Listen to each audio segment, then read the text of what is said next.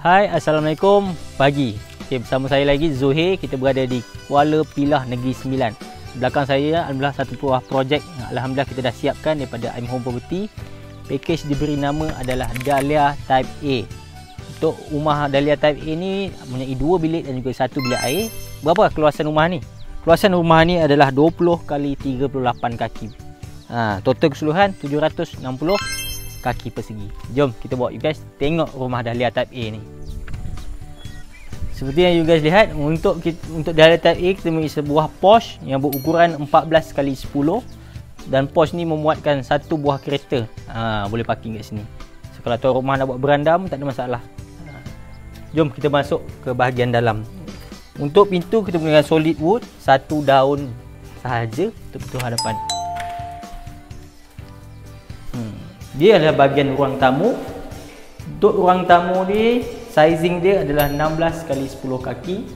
Dan rumah ni owner melengkapi dengan tiles 1 x 1 untuk keseluruhan rumah. Dan untuk ketian rumah ni adalah 10 kaki daripada lantai hingga ke ceiling. Jom kita bawa you guys tengok bilik yang pertama. Untuk pintu dulu. Ini bahagian bilik yang pertama. Dan sizing untuk bilik pertama adalah 10 x 10 kaki. Dan kita tingkap menggunakan tingkap aluminium frame. Jom kita bawa. Untuk rumah ni ada 2 bilik dan 1 bilik air. Dan bilik air adalah bahagian tengah-tengah di antara bilik pertama dan juga bilik yang kedua. Jom. Untuk bilik air yang pertama, saiz dia dah 6 x 5 kaki. Untuk tiles ketinggian 5 kaki daripada lantai untuk tiles bilik air. So kita terus ke bahagian bilik yang kedua. Untuk sizing bilik yang kedua sama saiz saja seperti bilik yang pertama, iaitu 10 x 10. Ketinggian sama juga, iaitu 10 kaki daripada lantai hingga ke ceiling untuk bilik yang kedua. Selepas bilik, kita terus ke bahagian dapur dia. Bahagian dapur untuk saiz dia adalah 8 x 10 kaki. Dan kita punya dapur lengkap dengan tabletop 6 x 4 kaki.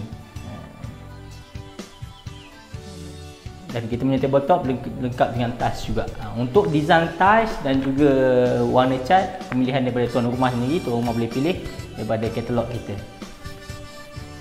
Okey, untuk maklumat, Dahlia Type A ni mempunyai 2 bilik dan juga 1 bilik air. Kita cover seluruh semenanjung Malaysia. Either you guys duduk Johor, Melaka, Negeri Sembilan, Perak, Pahang, Terengganu, Perlis dan Kedah. Jangan lupa untuk hubungi kita untuk dapatkan harga binaan semasa dan juga katalog kita. InsyaAllah, terima kasih kerana menonton video ni. Jangan lupa follow, like, share video ni dan komen banyak-banyak. Beri manfaat pada penonton dan juga kawan-kawan di luar sana. Terima kasih. Kalau nak tengok harga, nak tahu tentang peminat rumah, boleh PM kita daripada I'm Home Property. Assalamualaikum.